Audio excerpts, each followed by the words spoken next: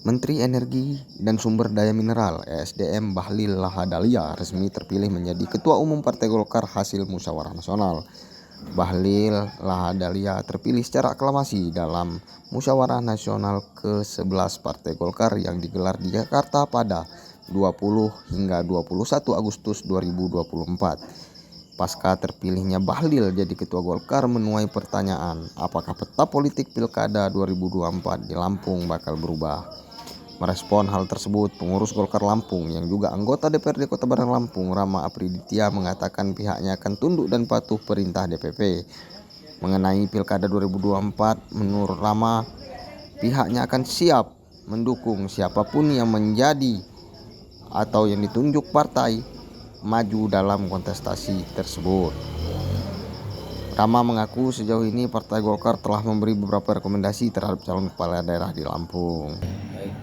Harapan kita yang ada di daerah, pertama, mudah-mudahan ketua umum yang baru ini bisa menyatukan, bisa membuat soliditas lagi lebih bagus lagi dibanding yang sudah baik sebelumnya. Yang kedua, mungkin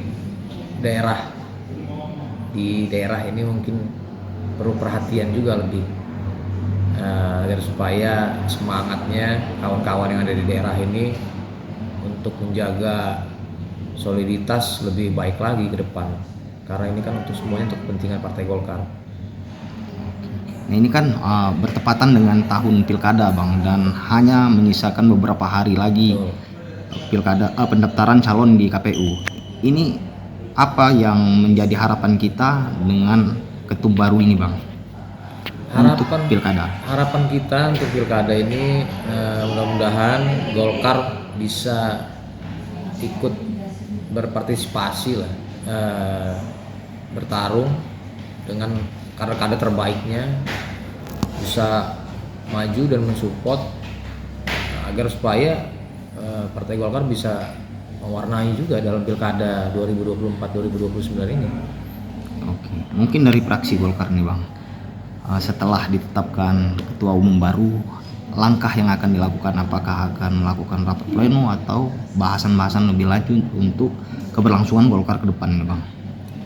Untuk DPD 2, kita masih menunggu ketua DPD 2 kita kembali dari Jakarta.